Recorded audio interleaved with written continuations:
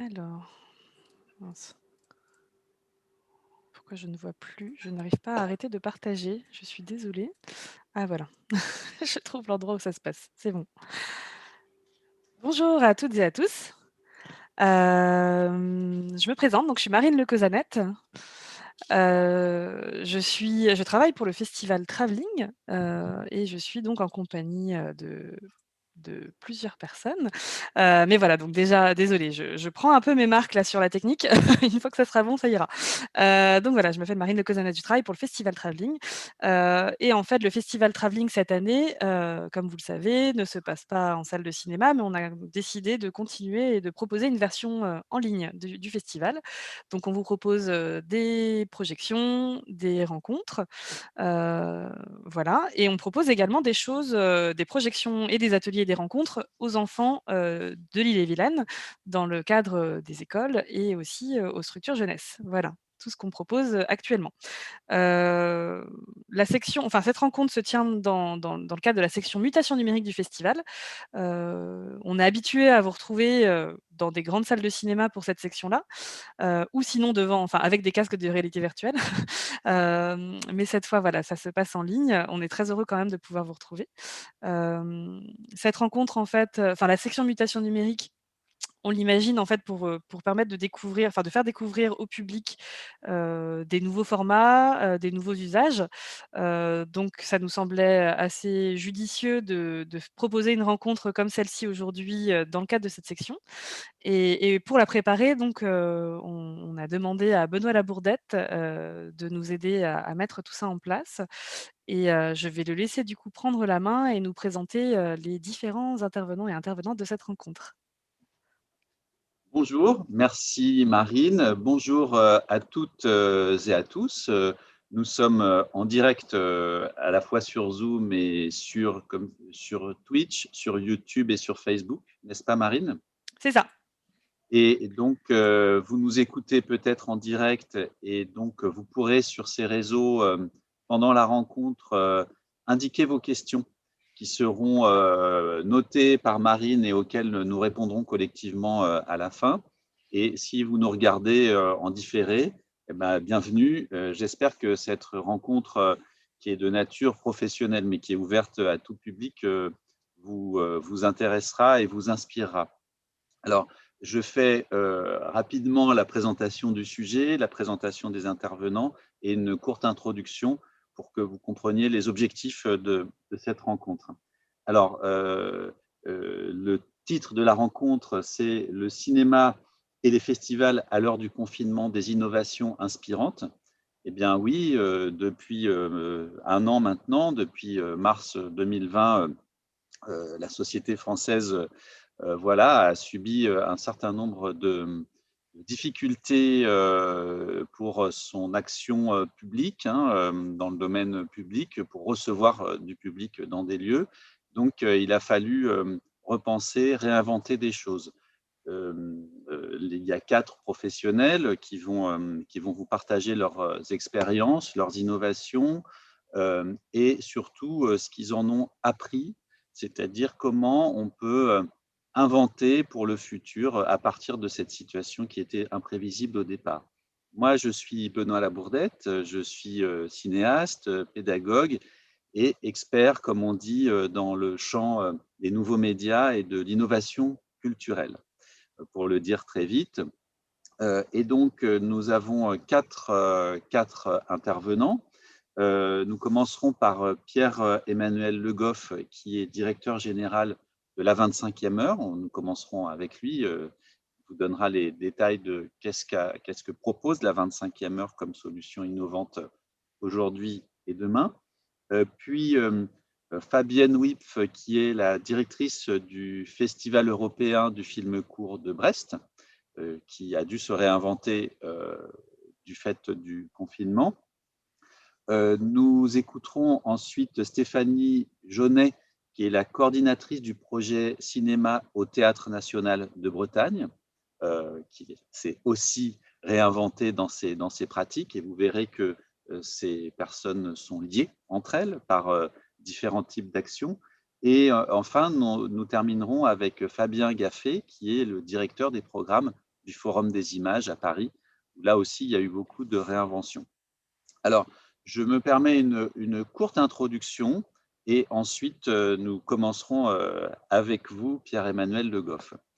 Bon, le cinéma, au départ, c'était une technologie, hein, le cinématographe, 1895 en France. Bing! Ah non, fake news, ce n'était pas en 1895 en France, mais en 1891 aux États-Unis, en fait, l'invention de la technologie. Bref, cette technologie, finalement, elle produit des usages et ces usages, eh bien, en effet, en 1891, hein, c'était Thomas Edison aux États-Unis, l'invention de la pellicule 35 mm avec 4 perforations. C'était le kinétoscope. On regardait un petit peu comme aujourd'hui, on regarde sur un téléphone portable les films. Et finalement, en 1895, ce que les frères Lumière ont inventé en France, c'est juste finalement un objet, une caméra, mais enfin ça existait déjà, c'est surtout le projecteur, c'est-à-dire utiliser la même technologie pour le rendre public et pour le partager en public. Donc, simplement, si je prends cet exemple qui est sans doute peut-être évident pour la plupart d'entre vous, c'est simplement pour positionner que le cinéma, au départ, contrairement au théâtre, hein, c'est une technologie et cette technologie, elle a suscité des usages. Et entre autres usages, elle a suscité des usages en salle, avec évidemment tout le bien qu'on y trouve. Se rassembler en salle, c'est faire société ensemble.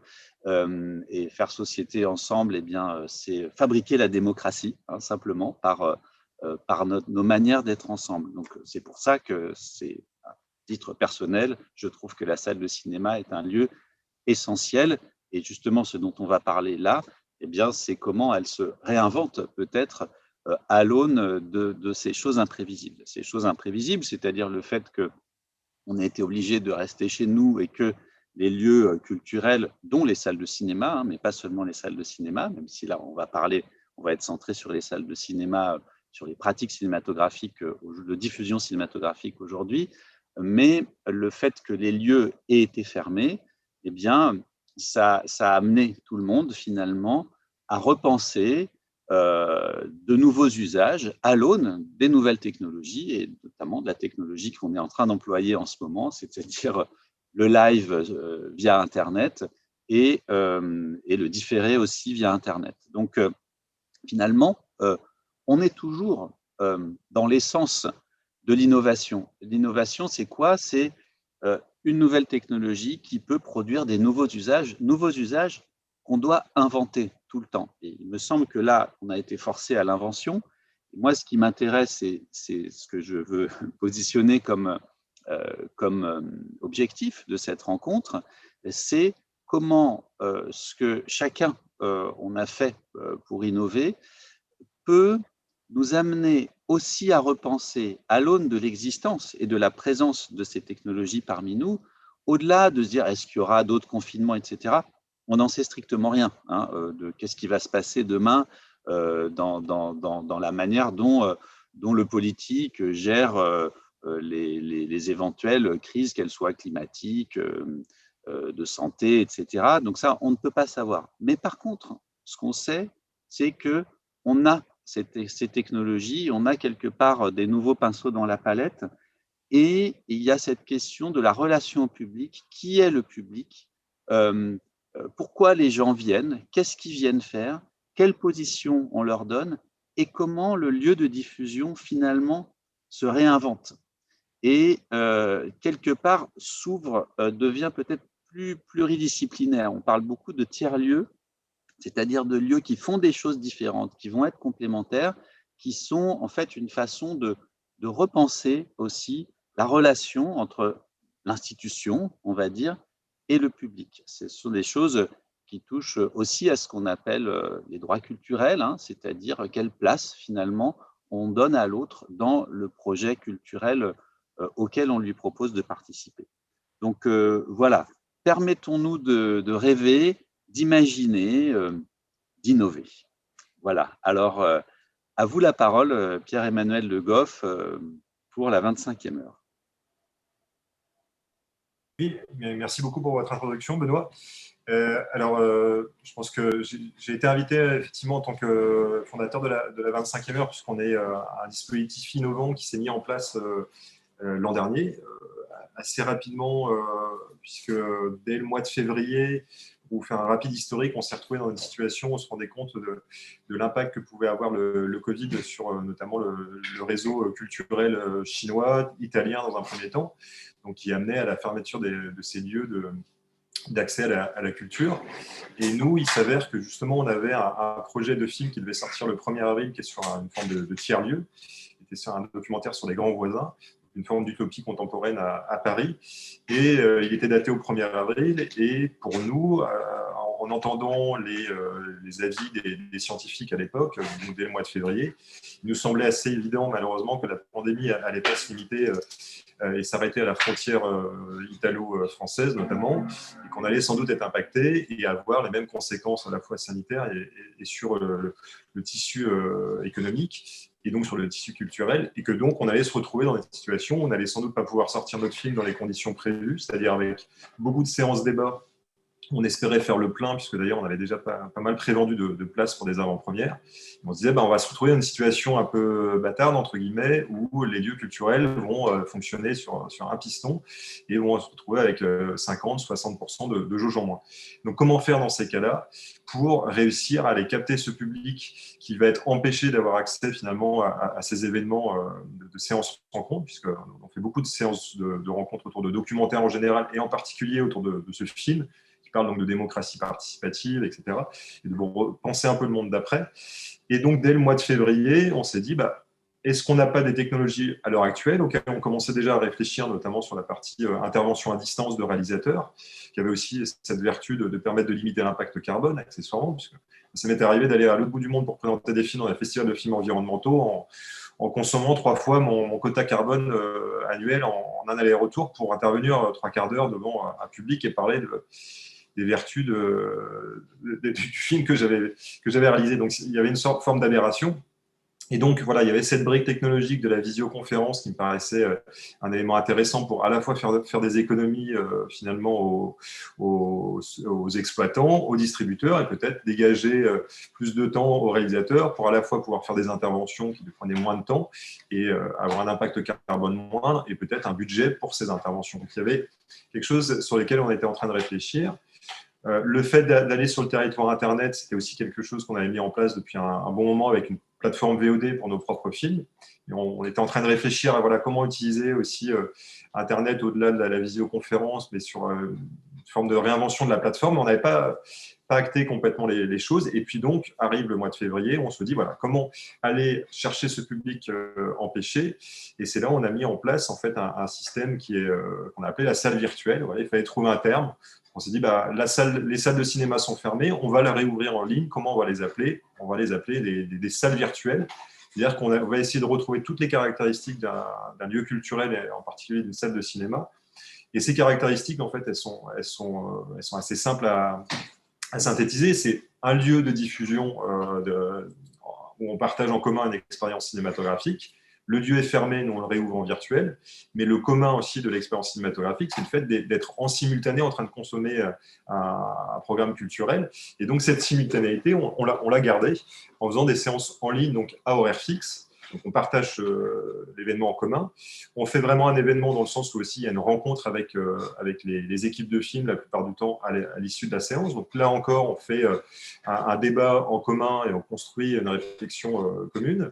Et puis, on va aussi reconstituer ce qui fait qui définit une séance de cinéma, c'est-à-dire avec une avant-séance qui contient une présentation par la personne qui organise l'événement, par le réalisateur de film, une association, etc. Des bandes annonces éventuellement dans le cadre d'un festival, la séance ensuite, et puis après, la possibilité donc d'échanger potentiellement avec les équipes. Donc on retrouve en fait tout un tas de caractéristiques qui font ce que c'est qu'une séance de cinéma, surtout qu'on redonne la main concrètement à la salle de cinéma ou au lieu culturel, puisque c'est lui qui va programmer et être à la manœuvre. Donc on n'est pas sur une plateforme VOD, donc à la demande et à n'importe quelle heure. Non, on est sur vraiment une salle virtuelle, c'est-à-dire c'est la salle, le lieu culturel qui va programmer et faire ce qui est extrêmement important, c'est-à-dire la curation des programmes, et donc permettre à l'événement de se dérouler, c'est ce qu'on pensait, à la fois en présentiel et compléter la salle par la jauge en virtuel. Donc c'est d'abord l'hybridité à laquelle on avait pensé. Et donc, on a construit ça très rapidement à partir des différentes briques qu'on avait déjà commencé à agencer depuis quelques mois, mais on s'est surtout posé la question aussi de comment répartir le marché tel qu'il est dans le réel. Et le marché dans le réel, c'est en fait une zone autour de la salle dans laquelle se situent les spectateurs qui vont accéder à la salle concrètement. Et plus la densité de salles de cinéma sur un territoire est grande, plus on peut imaginer que la zone de chalandise est petite. Donc à Paris, on a commencé à se dire on va limiter l'accès aux salles parisiennes, qui étaient celles qu'on avait actées, à 5 km autour de la salle parisienne. Parce qu'il y a beaucoup de salles et on peut estimer que les gens habitent vraiment à côté de leur salle, puisque voilà, il y a un maillage qui est très important. Donc on a commencé à définir comme ça des critères et de mettre un système de géoblocage autour de ces salles virtuelles, qui allait de 5 km à Paris, à 10 en région parisienne, à 25 sur des moyennes agglomérations, jusqu'à 50 km. Et la réalité du marché est celle-là, c'est que parfois, il y a des territoires où il y a vraiment très peu de cinéma et il faut faire 50 km pour aller dans la salle à côté de chez soi. Donc l'idée, c'était de repartager les zones de chalandise en virtuel à l'image de ce qu'elles sont en présentiel, en réel, et donc de permettre ainsi vraiment une sortie nationale de notre film, puisqu'on avait 40 salles qui avaient acté de la sortie, mais donc on répartissait le marché comme ça. Et donc, l'idée, ça a été ça. Et on maintient donc l'écosystème. On ne chante pas l'acteur principal, qui est un acteur clé pour nous, qui est évidemment le lieu culturel qui connaît son territoire, qui connaît les associations locales qui peuvent co-organiser des événements, qui connaît aussi la presse locale. Bref, c'est un acteur qui est indispensable. Et nous, en tant que distributeur, on ne voulait pas dire on va basculer sur juste notre plateforme VOD et on va dire au revoir à nos partenaires depuis un siècle, entre guillemets, et qui sont fondamentaux pour aller chercher les publics. On a tous besoin de cette connaissance du réseau local pour aller remplir les salles. Donc, l'idée, c'est aussi de partager les recettes concrètement à 50-50 entre distributeurs et exploitants, comme dans le réel, sauf que nous, en tant que dispositif mis à disposition des exploitants, on prélève 20% à la racine de chaque ticket. Et accessoirement 10 centimes de contribution carbone, parce que c'est aussi le moment de se poser la question, je pense, de l'impact carbone de nos métiers. Et la vidéo crée de la pollution numérique, donc il était important d'évaluer cet impact et de le compenser. Et donc pour aller plus loin, avant d'aller plus loin, je vais peut-être présenter une vidéo un peu rapidement qui va vous donner une idée un peu plus claire de comment se présente la plateforme. Donc là, rapidement, donc, vous arrivez sur la home du site, donc qui vous annonce que vous êtes bienvenue dans une salle virtuelle, plus une salle de cinéma d'ailleurs, mais c'est une salle virtuelle, puisqu'aujourd'hui on travaille avec les théâtres, les opéras, etc. Donc vous allez cliquer sur l'espace dédié à une salle de cinéma, qui peut être habillé d'ailleurs par le vrai visuel de la salle. Vous allez retrouver les films diffusés par cette salle, et concrètement les différents horaires de programmation de cette séance. Là, vous créez un profil. Vous avez accepté de vous géolocaliser d'ailleurs, ce qui vous permet de savoir quels sont les cinémas à proximité de chez vous, en tout cas les cinémas accessibles pour vous depuis votre localisation. Et ensuite, vous allez pouvoir acheter votre ticket ou réserver votre place dans le cadre de séances gratuites qu'on organise notamment dans le cadre de festivals, par exemple, quand on travaille avec les instituts français.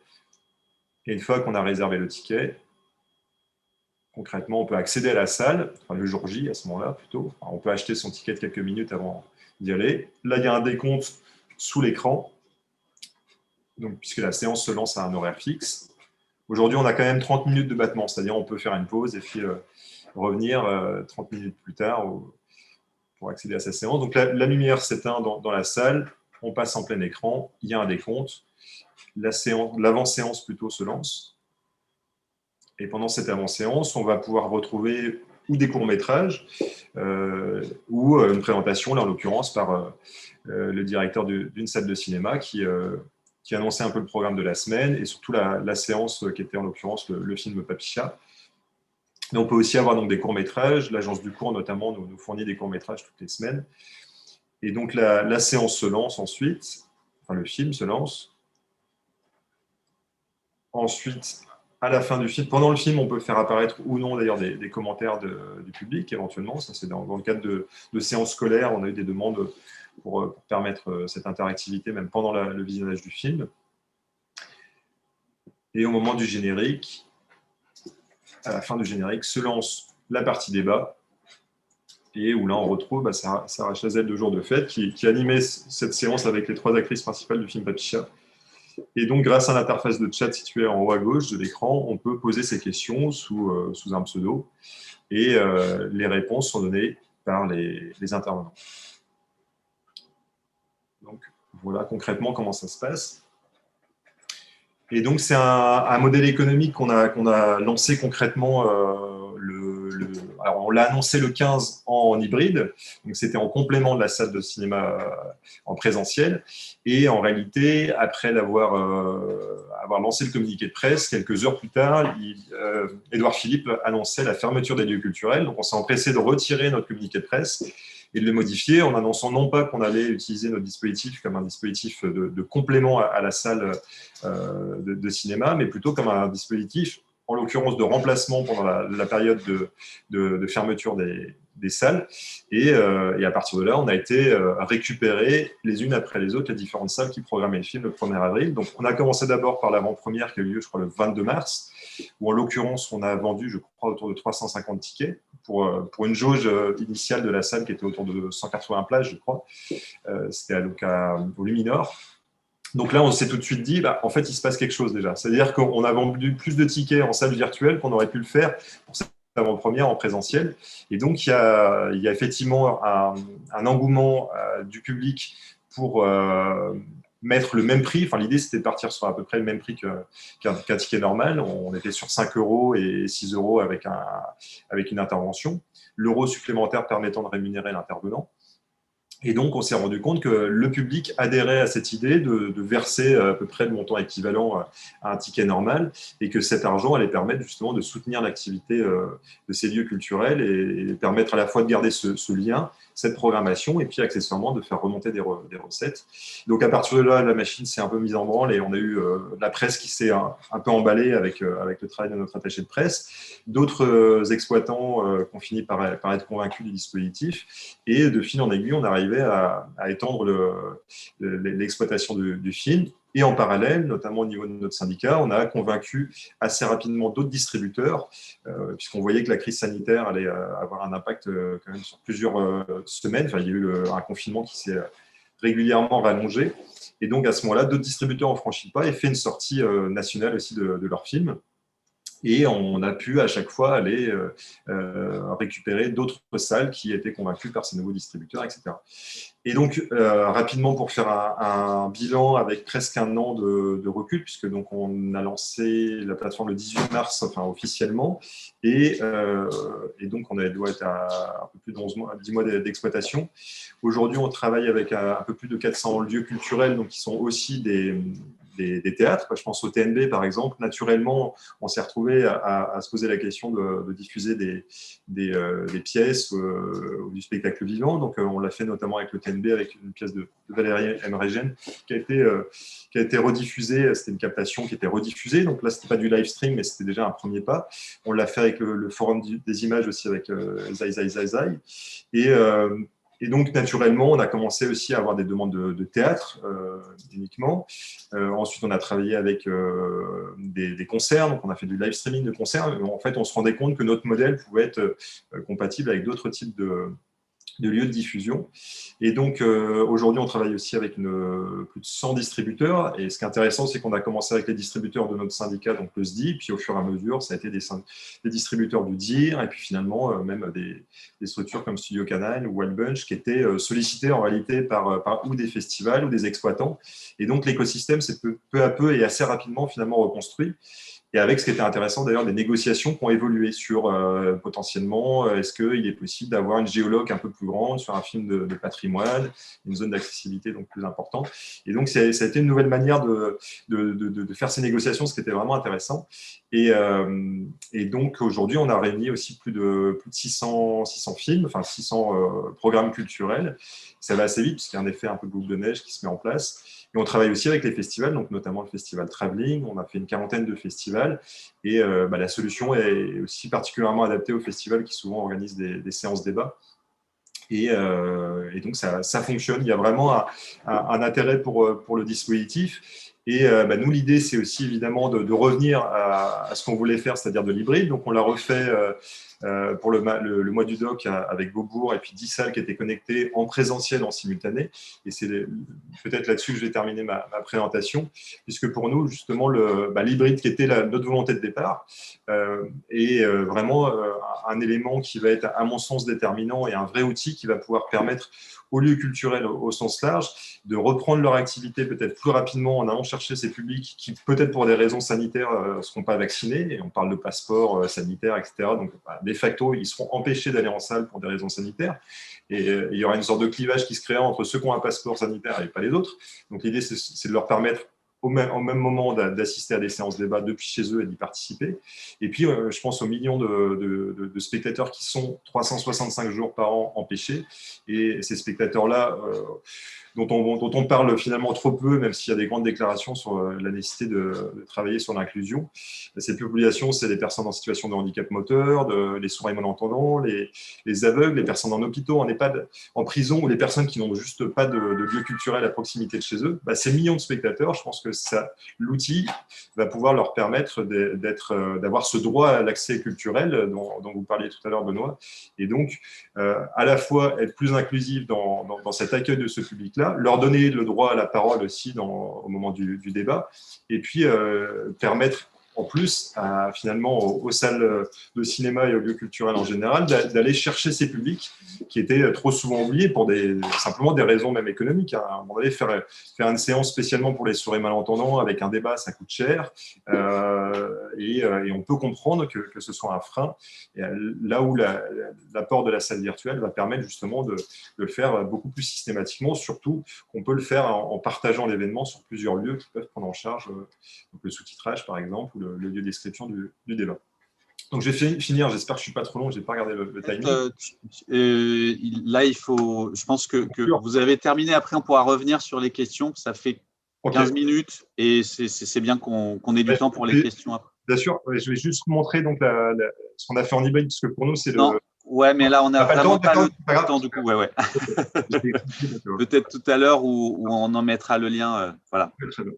Merci beaucoup, Pierre-Emmanuel. Je crois que ce que vous dites et qui me semble très important, c'est cette notion de public empêché. C'est un terme qui peut d'ailleurs être problématique, le terme de public empêché, parce que chacun, finalement, le projette à l'aune de sa propre vision du public. Il n'y a aucun consensus sur ce que ça signifie, en réalité, public empêché. Empêché par rapport à quoi?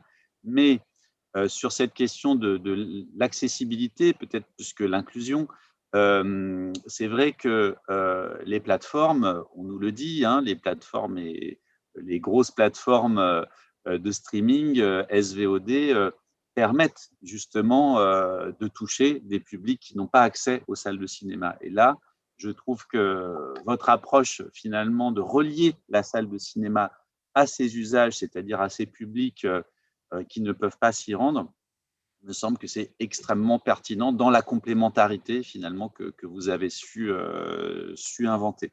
Alors, du coup, je vais passer la parole à Fabienne Wipf, directrice du Festival européen du film court de Brest, justement sur, Fabienne, ce que vous avez pu mettre en place dans ces complémentarités.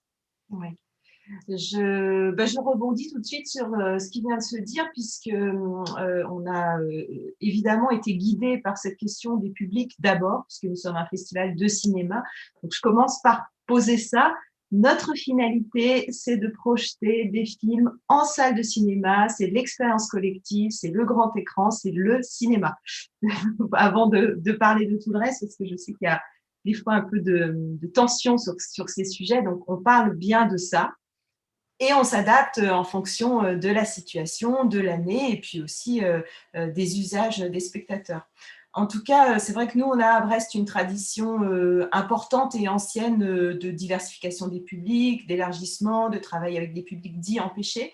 Et on a notamment été le premier festival à mettre en ligne une séance audio décrite, donc sur une plateforme, puisqu'on a tenu vraiment à transposer le modèle festival en ligne.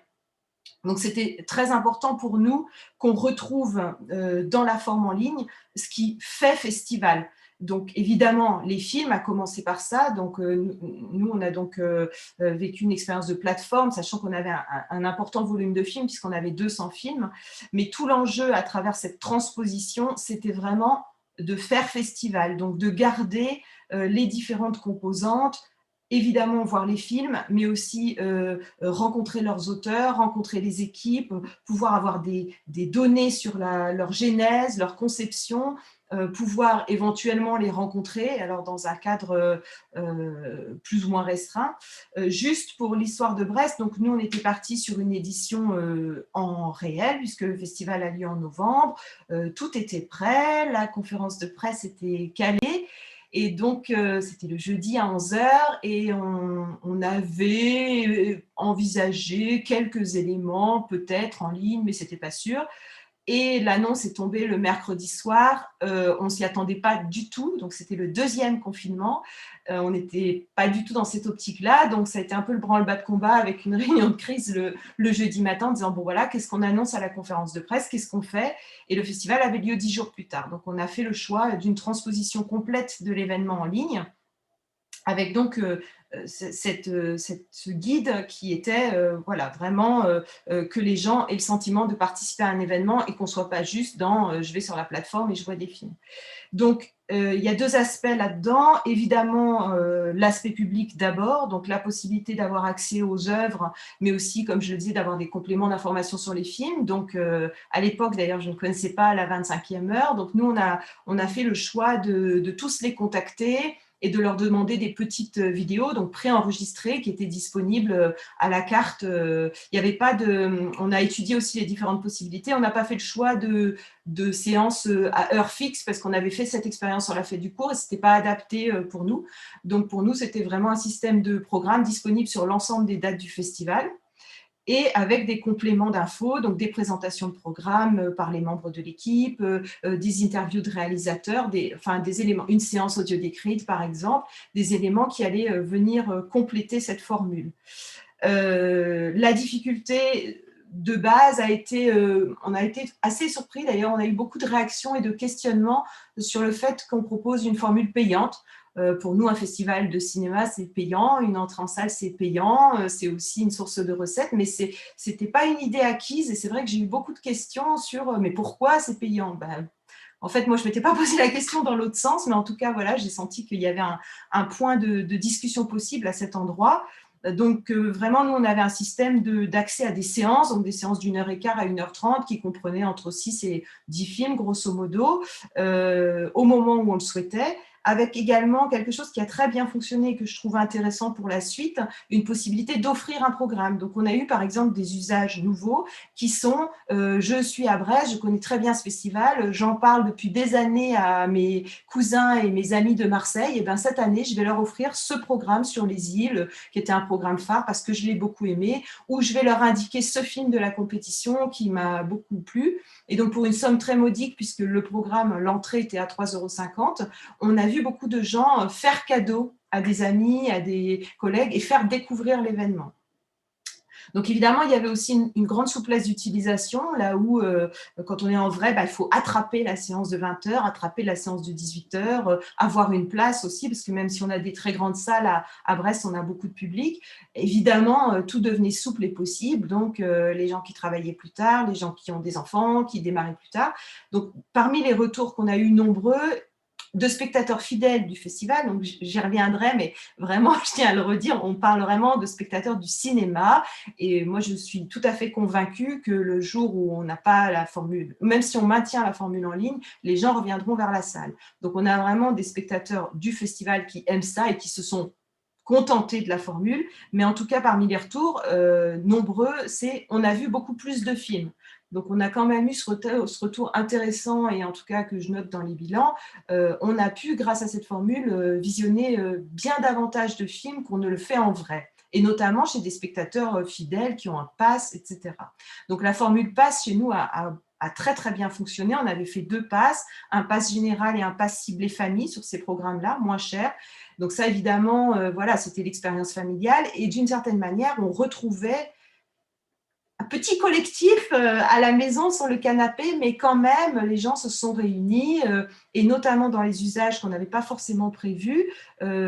Traditionnellement, à Brest, on a une séance très prisée, donc, qui réunit plus de 1000 personnes le dimanche après-midi à 14h, qui est une séance familiale. Donc cette séance, enfin ce programme était disponible sur la plateforme, mais les gens ne l'ont pas regardé avant le dimanche 14h. Ils auraient pu le regarder le jeudi et le samedi après-midi quand ils voulaient. Mais beaucoup de familles ont fait le choix de maintenir ce rythme habituel des autres années, et donc nous ont dit, voilà, on était le dimanche à 13h45, on a tout mis en place, et en famille, on a regardé la séance comme on l'aurait fait au Festival du film court. Ce qui était doublé par une interview du réalisateur, donc c'était naturellement moins interactif que ce qui vient d'être décrit dans la salle, et qu'on n'a pas pu mettre en place cette année, qui aurait été l'idéal sans doute. Mais bon, en tout cas, il cliquait sur la vidéo et il pouvait aussi avoir cette interview du réalisateur à l'issue de la séance.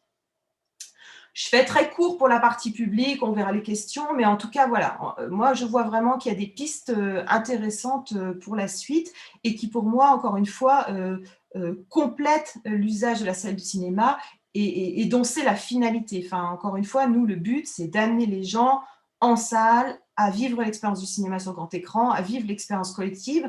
Donc, c'est comment le numérique, la présence des films en ligne, etc., nous amène vers cette chose-là, soit en patientant, parce que là, on en a jusqu'à l'été, soit en étant un outil plus pérenne. La deuxième partie, où là j'ai vu beaucoup de choses qui m'ont étonnée et intéressée, c'est la partie professionnelle, parce qu'évidemment, on a deux gros enjeux à Brest, les publics, la découverte du court-métrage, la diversification des spectateurs, etc., mais également un fort aspect professionnel, de rencontres, d'échanges professionnels, de marché du film, etc. Donc là, évidemment, c'était plus compliqué. Et on avait tous vécu l'expérience des conférences en ligne où on est un peu passif devant quelqu'un qui parle devant 1h30. On ne voulait absolument pas de ça. Donc, on s'est vraiment posé la question de comment, d'une part, on crée des rencontres professionnelles efficaces, pertinentes, avec des cercles de gens un peu aguerris, mais aussi un autre aspect, et c'est sur celui-là que je vais insister, c'est comment on rencontre de nouvelles personnes. Parce que l'enjeu d'un festival, bien sûr, c'est de retrouver, et c'est toujours avec plaisir, les gens qu'on connaît très bien et qu'on y voit tous les ans, mais c'est aussi les nouvelles connaissances. Donc, on voit assez aisément comment, au bar du festival, en buvant un verre, on dit « Ah, mais tu connais machin », et puis évidemment, l'équipe du festival est là pour faire le go-between. Là, en ligne, je ne voyais pas trop. Et c'est vrai qu'en travaillant étroitement alors, avec donc des collègues plus portés sur les outils informatiques, parce que autant dire que moi, ce n'était pas du tout mon truc. Enfin, je ne suis pas une habituée des réunions Zoom, j'en fais par nécessité, mais vraiment, ce n'est pas quelque chose qui était très habituel dans nos pratiques. Et donc, on a travaillé à imaginer des temps vraiment de faire connaissance, qui soient ludiques, animés, pour retrouver le temps d'apéro en fait qu'on a à Brest, qui est vital à Brest. Hein. Donc voilà, c'était vraiment comment on retrouvait ça en ligne, et comment on insérait aussi dans ce réseau professionnel de jeunes réalisateurs, évidemment venus de toute l'Europe, donc dans différentes langues. Et ça a été ma grande surprise, et je pense notre grande réussite de ce festival, c'est qu'au fur et à mesure de la semaine, ces apéros ont grossi, on y a accueilli des réalisateurs de renom qui se sont prêtés au jeu, donc c'était très chouette aussi d'avoir sur la mosaïque des visages, un Olivier Bonneau ou une Claude Lepape, enfin voilà, des gens qui sont déjà quand même un peu connus et reconnus, et puis en même temps, tous ces jeunes réalisateurs qui présentaient les films en compétition, qu'évidemment on ne connaissait pas, et qui étaient pour l'un en Serbie, pour l'autre en Italie, etc. Donc on a trouvé une manière assez ludique d'être à la fois dans des grands groupes qui ne permettent pas forcément l'échange, mais qui permettent de voir un peu tout le monde, et dans des petits groupes pour recréer cet aspect, on se retrouve à 3-4, on est forcé de faire connaissance. Et là, la bonne surprise, c'était vraiment que de bloquer, on avait un système de salles en fait virtuelles où les gens étaient bloqués à 4 sans se connaître, et on a constaté que ça forçait la prise de connaissance. C'est-à-dire, bizarrement, elle était facilitée par ce dispositif par rapport En gros, quand je vais dans le bar du festival et que je connais personne et que je viens de Serbie et que je parle pas français et approximativement anglais, bah, c'est assez compliqué d'aller taper l'épaule de quelqu'un et dire bonjour, qui êtes-vous, quel film avez-vous fait? Donc évidemment, on fait le lien, mais c'est pas forcément évident et ça dépend des personnalités. Et bien là, tout d'un coup, vous êtes dans la même salle qu'aujourd'hui, mais seulement à 4. Et vous êtes obligé de vous présenter, de dire le film que vous avez fait. Et on avait un timing de, je ne sais plus, c'était 10 minutes à 4. Donc, vous êtes obligé de meubler, j'ai envie de dire.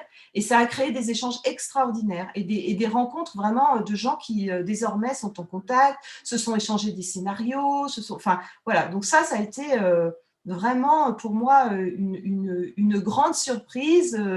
Bon, je n'étais pas réfractaire à l'outil, mais je ne voyais pas comment ça pouvait nous mener là. Donc, c'était vraiment, je pense, quelque chose qu'il faut maintenir. Et donc, pour la perspective, ben, moi, je suis vraiment en ce moment précisément en train de travailler sur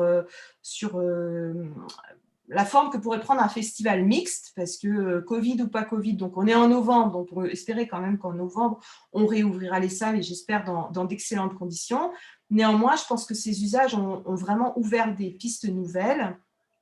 Que ce soit nous aussi, alors bon, on est en Bretagne, mais c'est vrai qu'on a beaucoup d'expatriés qui ont un attachement particulier à leur région, à leur ville, etc. Donc, ils sont ailleurs et qui nous ont envoyé des petits mots sympas en nous disant on a pu profiter du festival. Que ce soit pour les professionnels à Paris ou ailleurs qui ont des fois pas le temps de venir jusqu'à Brest, et puis de travailler sur cette mixité.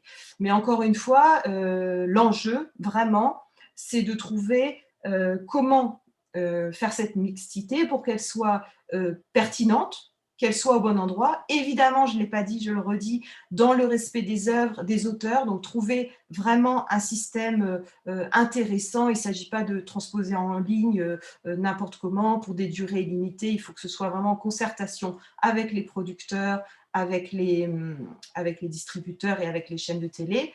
Mais en tout cas, je pense qu'il faut vraiment trouver une forme intelligente pour le faire, parce que sinon, mon avis, c'est qu'on va rater un train et que si on se fige là-dedans, donc il y a vraiment un gros enjeu au niveau de la négociation des droits et de formules de droits adaptées à Internet dans le respect des œuvres, de la salle, etc. Mais comment on trouve cet équilibre-là? Et nous, c'est tout l'enjeu pour cette année, mais je pense aussi pour les années à venir. Merci beaucoup, Fabienne. C'est passionnant et c'est vrai que ce paradoxe de la rencontre finalement qui a été facilitée grâce à ces salles virtuelles, c'est vraiment très intéressant et inspirant. Et je pense que dans les, dans les questions, Pierre-Emmanuel Le Goff, d'ailleurs, vous pourrez revenir sur cette question-là aussi des traductions automatiques et cette dimension-là de comment on peut aller construire à cet endroit des opportunités d'échange nouvelles en fait que permet la visioconférence. Merci beaucoup. Évidemment, on souhaite qu'au mois de novembre, toutes et tous, eh bien, les salles puissent être ouvertes. Alors, je donne la parole à Stéphanie Jaunet, qui est la coordinatrice du projet cinéma au Théâtre national de Bretagne, à Rennes. Oui, bonjour, merci Benoît, merci pour les différentes interventions. Je vais juste commencer pour reprendre ce que disait Fabienne tout à l'heure, que notre travail, notre cœur de cible, c'est le lieu et le présentiel et la salle de cinéma. Rien ne remplacera jamais la présence de nos spectateurs dans nos salles. Alors après, la situation, on a été un peu comme tout le monde au mois de mars, surpris par cette fermeture un peu brutale des salles. Au TNB, au cinéma, on travaillait déjà avec La Toile. Donc, La Toile, c'est un dispositif de VOD. Donc, ils proposent des catalogues de films, ils négocient les films comme de la VOD. Après, la particularité qu'ils ont, c'est qu'ils travaillent en partenariat avec les salles de cinéma qui vont devenir prescriptrices de ces catalogues-là et sur lesquels on va pouvoir s'appuyer pour accompagner le travail qu'on fait en salle. C'est comme ça, en tout cas, que les salles de cinéma utilisent la toile. Donc, on travaillait déjà avec eux depuis quelques mois avant cette fermeture. Donc, nous, tout naturellement, c'est vers eux qu'on s'est tourné quand on avait plus moyen de diffuser nos films en salle pour pouvoir continuer. C'était vraiment notre objectif, c'est continuer à avoir du lien avec nos spectateurs. C'était vraiment là où c'était très douloureux, c'était de vraiment ça. Donc, moi, la première chose que je fais, donc j'ai appelé la toile, je leur ai expliqué que c'était important pour nous. On a fait un point sur les films qui étaient sur nos écrans à ce moment-là, au mois de mars, et voir comment c'était possible de continuer à travailler sur les auteurs qu'on avait à l'écran à ce moment-là. Et puis très vite est arrivée la 25e heure. Donc on a découvert à ce moment-là, donc dès le mois de mars, Pierre-Emmanuel et son équipe sont revenus vers les salles de cinéma avec des propositions, notamment sur les films de leur distribution qu'on a diffusés. Et puis après, il y a eu plusieurs propositions, comme l'expliquait Pierre-Emmanuel tout à l'heure, de distributeurs qui ont confié leurs films à la 25e heure et dont on a pu s'emparer, soit à la demande des salles, soit sur l'envie même des distributeurs. Mais ça passait beaucoup par les salles qui avaient envie de diffuser des films et des événements ou qui étaient déjà pris dans un calendrier d'engagement sur des festivals, soit accueillis, soit directement provenant des salles. Et on avait besoin d'un appui. Et c'est vrai que notre travail, notre média étant l'écran et la salle, on était un peu désemparés par rapport à la problématique du numérique et sur la diffusion. Donc, c'était un peu nos sauveurs, j'avais envie de dire, dans ces moments-là, où d'un coup, il y avait des compétences qui arrivaient et sur lesquelles on a pu s'appuyer pour rester en contact en contact. C'est un peu à prendre avec des guillemets, mais avec nos spectateurs, ou en tout cas, continuer une partie de notre travail qui est celle qui est d'être prescripteur sur les films. Voilà, donc ça, c'était au mois de mars, j'ai envie de dire, sur la première partie comme ça de nos empêchements. Après, la situation, elle a évolué puisque du coup, on a réouvert et puis on a refermé. Donc, les questions se sont posées à d'autres endroits. Si en mars, c'était vraiment, on continue à avoir du lien avec notre public. Après, c'était vraiment, c'est quel est devenir notre travail et notre rôle de salle de cinéma, de lieu de diffusion pour continuer à travailler. Il y avait la diffusion des films qui était empêchée, mais il y a aussi tout notre travail d'éducation à l'image, de rencontre avec les scolaires qu'on avait perdu, même si on essayait de se battre pour garder ces séances-là dans la mesure où les élèves, les étudiants continuaient à aller en cours. Donc et qu'on avait fait la preuve qu'on pouvait réunir des conditions sanitaires satisfaisantes au sein des établissements culturels. Donc, on ne comprenait pas pourquoi on ne pouvait plus recevoir les étudiants. Donc, cette bataille-là, on l'a un peu perdue. Et le but des dispositifs nationaux d'éducation à l'image, c'est bien d'emmener les gens, les élèves vers la salle de cinéma. Donc là, aller faire des propositions en ligne, ça n'avait pas de sens pour nous. Donc, c'est vraiment quelque chose qu'on a perdu et que pour l'instant, on attend la réouverture pour retrouver. Là où les réflexions se sont faites, qui sont liées à la durée de ces fermetures, ça a été sur quel outil on va disposer pour pouvoir continuer à montrer notre travail. C'est-à-dire que le TNB, il y a un cinéma, mais qui est dans un théâtre national. Donc, c'est-à-dire un lieu de diffusion, mais un lieu aussi de production et d'accueil d'artistes en résidence. Donc, je pense que la richesse, elle se joue aussi à cet endroit-là, c'est-à-dire de se dire qu'il y a encore une activité au sein du TNB, donc en cinéma qui a dû passer par 25e heure ou la toile, mais en théâtre, il y a encore des artistes qui sont en résidence et il y a un travail à faire. Donc, en fait, on s'est équipé de matériel pour pouvoir faire des interviews sur place, pour pouvoir faire des captations. Donc, il y avait ce travail-là. Et après, par exemple, pour les captations, effectivement, on est revenu vers la 25e heure, comme le disait Pierre-Emmanuel tout à l'heure, pour pouvoir diffuser des spectacles comme celui de Valérie Mrégène, par exemple. Mais ça nous a permis de montrer aussi des travaux de création en cours, comme on l'a fait avec le Marching Band et Frédéric Noziciel, qui étaient capables de proposer des contenus sur du travail en cours. Donc, c'était il y avait le travail de production de contenu, et puis après, il y a eu la problématique de diffusion de ce contenu-là. Donc après, la question qui s'est posée, ça a été notre site internet, finalement, est-ce qu'il ne peut pas devenir aussi le relais de quelque chose qu'on fait? Donc en fait, ça a re-questionné nos propres outils à l'intérieur du lieu. Donc notre site internet est en refonte pour pouvoir accueillir un magazine interactif où on peut d'ailleurs, parce qu'il a été lancé cette semaine, où on peut mettre tout ce qui est le contenu qu'on a produit sur du lire, sur du voir et sur du écouter. Donc, c'est vraiment les 3 entrées où les gens, du coup, vont pouvoir accéder à tout ce qu'on a produit, en fait, pendant cette période, depuis 1 an maintenant, et qui va être disponible sur notre site. Donc, c'était vraiment trouver les ressources en interne aussi et ne pas forcément être dépendant de d'autres plateformes ou en tout cas trouver une complémentarité avec les premiers essais, les premiers tests et les premiers partenaires avec qui on a travaillé, qui sont la Toile et la 25e heure. Voilà. Donc, c'est peut-être lié et c'est peut-être propre au Théâtre national de Bretagne, qui est un lieu à la base aussi de spectacle vivant. Voilà, mais c'était important pour nous de pouvoir diffuser. Mais ça veut dire qu'on s'est posé la question de qu'est-ce que c'est qu'accueillir les artistes. Mais ça, c'est valable aussi en cinéma. Pierre-Emmanuel disait ça permet de faire des rencontres à distance quand les gens ne peuvent pas se déplacer.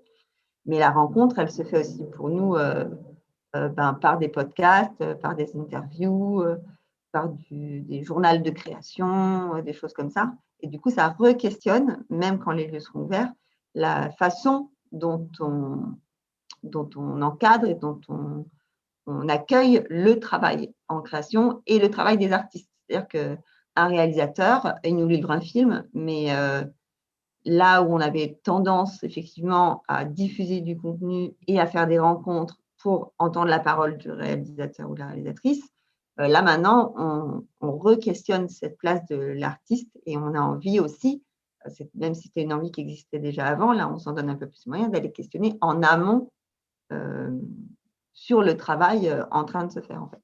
Voilà. Ce qui re-questionne la place du cinéma, puisqu'on se place toujours en fin de… On est le dernier maillon avant le lien avec le public, de l'œuvre avec le public. Donc là, la question, c'est qu'on aimerait pouvoir se dire qu'on est ailleurs, en fait, qu'on se situe avant dans le travail de l'artiste. Voilà, donc ça a apporté cette richesse-là, ce temps-là, et puis le lien avec les nouveaux partenaires, effectivement, la Toile ou la 25e heure, qui sont un travail à approfondir et sur lesquels, effectivement, ça pourrait être complémentaire, même après la réouverture des salles. Voilà. Merci beaucoup, Stéphanie, de cette ouverture sur, en effet, finalement, l'accélération de la mutation des activités même, en fait, du lieu salle de cinéma. Et c'est vrai que ce cinéma, il est particulier parce qu'il se trouve au sein d'un théâtre, mais je pense que ça dessine aussi peut-être une hybridation des lieux culturels eux-mêmes, qui d'ailleurs est l'ADN même du Forum des images, qui est par essence un lieu hybride depuis sa création et son ouverture au public en 1988. Et donc, nous accueillons le directeur des programmes du Forum des images, Fabien Gaffet. À vous. Merci Benoît, merci pour cette habile transition, en tout cas. Merci à toutes et à tous et merci pour l'invitation.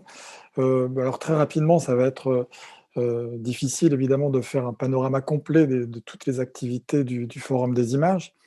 Comme vous le disiez, depuis plusieurs années, on a cette programmation mixte, c'est-à-dire qu'on propose beaucoup de choses en ligne, qu'il s'agisse de création documentaire, de captation de cours de cinéma ou de masterclass, etc. On a aussi depuis 3 ans une école dans nos murs, TUMO, qui est une école de création numérique, gratuite pour les 12-18 ans. Et ça, c'était intéressant parce que justement, en termes de création numérique, l'une des spécificités de TUMO, c'était justement de rien proposer en dehors du lieu, c'est-à-dire qu'on ne pouvait pas accéder à ces formations donc, il y a plusieurs activités, le jeu vidéo, le cinéma, le dessin, l'animation, etc. Ça a reposé la question, une spécificité de devoir être justement sur le lieu, au Forum des images, pour tous ces élèves, accompagnés d'animateurs et d'experts. Quand est arrivé le premier confinement, évidemment, ça a réinterrogé tout cela, et on a très vite débrayé, si j'ose dire, et libéré un petit peu les vannes pour proposer ces formations depuis chez eux à tous ces élèves. Ça s'appelle Tumo from Home, et on s'est aperçu qu'il y avait encore un vrai appétit. Et j'en profite pour en parler alors de ce barbarisme peut-être de public empêché. On a constaté aussi, au-delà même du fait d'être empêché dans son territoire, etc., il y a également une fracture numérique, c'est-à-dire que ça a révélé aussi ce confinement une autre inégalité, c'est-à-dire qui est équipé d'un ordinateur, d'un smartphone ou je ne sais quoi, qui est bien équipé en termes d'Internet. Et ça, il y avait encore, je trouve, un isolement accru pour certaines parties des populations que, pour ce qui est de Tumon, en tout cas, on a essayé de résoudre en fournissant du matériel. Donc ça, c'était aussi important, et on connaît tous, dans nos familles, dans nos proches, enfin, des gens qui se sont sentis encore plus isolés, n'ayant pas accès ou ne maîtrisant pas ces outils-là. Donc ça, c'est quelque chose sur lequel il faut également travailler. Ensuite, si je parle de la programmation générale, évidemment, on ne pouvait pas reproduire toute notre programmation en ligne, et ce n'était pas l'idée. On s'est également concentré d'abord sur la priorité était de rouvrir le lieu, enfin d'attendre qu'on puisse rouvrir le lieu, de se reconcentrer sur comment on allait repenser le calendrier, l'agenda, la grille des programmes. Et on voulait aussi une forme de sobriété. Moi, je me souviens que pour le confinement, il y avait une forme d'éthique de ne pas sembler trop opportuniste, à proposer tout de suite des choses qui sembleraient inédites en ligne. Donc, on s'est d'abord concentré sur le premier axe, c'était de valoriser nos collections. Vous savez qu'on a on a des collections au Forum des images, de collections de films ou de documentaires ou de formats courts. Et donc, on a plutôt créé une newsletter où on remettait un petit peu en avant, on éditorialisait ces collections. Et notamment les films amateurs. On a beaucoup de fonds de films amateurs tournés, je veux dire, avant, dans les années 40, 50, 60, etc., quand les gens ont commencé à avoir des caméras 16 mm notamment. Et il y avait un vrai écho intéressant de pouvoir revoir notamment Paris ou d'autres villes dans d'autres temps, et de réaccéder à la ville et aux lieux auxquels on ne pouvait plus avoir accès comme ça, avec cet écho du fonds amateur. Donc ça, c'était le premier axe. Ensuite, on a désiré également travailler à la création d'une salle virtuelle qu'on a appelée le fil, donc le forum des images en ligne, le fil qui nous relie, le fil de discussion, etc.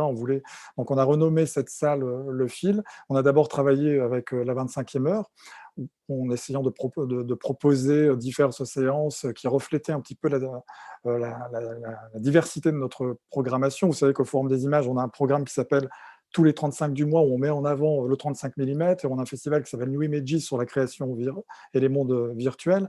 Donc on essaye de restituer tout ça dans notre programmation. On a ouvert, comme Pierre-Manuel l'a rappelé, avec un spectacle qu'on avait créé donc, pour notre festival BDRama qui parle de BD et de cinéma, en création par Nicolas et Bruno d'une lecture vivante de Zai Zai Zai Zai de Fab Caro, qu'on n'avait pas diffusé en ligne, puisque le spectacle devait tourner. La tournée étant interrompue, on avait proposé ce spectacle, la captation de ce spectacle, avec la 25e heure et d'autres films en collaboration avec divers distributeurs. Donc ça a été pour le premier confinement. Pour le deuxième confinement, on a souhaité maintenir cette salle virtuelle sur notre site. Et là encore, je rebondis, c'est vrai que ça change nos usages, en tout cas ça accélère une volonté de créer cette programmation en ligne et de l'améliorer, et de l'accentuer, tout en maintenant évidemment le lieu. Là aussi, je rejoins. Notre objectif, c'est de rappeler que le lieu est irremplaçable de bien des points de vue. Et donc pour le deuxième confinement, on va dire, en tout cas la deuxième partie de cette crise, on a créé donc, on a continué de créer d'alimenter le fil, si j'ose dire, notre salle virtuelle. Alors en événementialisant plutôt les contenus, c'est-à-dire la mise en ligne. On avait déjà des contenus qui étaient inédits, des choses qui avaient pu être tournées dans la parenthèse enchantée on avait pu rouvrir, une masterclass avec Oliver Stone par exemple. Et donc ça, chaque semaine, chaque jeudi, c'est toujours le cas, on propose une mise en ligne à partir de 20h tous les jeudis d'un contenu qui était inédit, soit parce qu'on l'avait déjà tourné et pas mis en ligne, soit parce que pendant cette période, on a également capté, tourné avec nos équipes en interne des masterclass, des cours de cinéma, etc. On était moins sur le contenu film pour cette deuxième période. Et après, avant de répondre à d'éventuelles questions, notre troisième expérience, j'allais dire, et qui est peut-être la plus concluante, en ce sens où on se disait, on ne va peut-être pas s'échiner à essayer de transformer la programmation en ligne en quelque chose qui reproduirait, photocopierait forcément ce que l'on aurait fait en salle, c'est-à-dire on le fait encore, des captations de ce qui aurait pu avoir lieu en salle.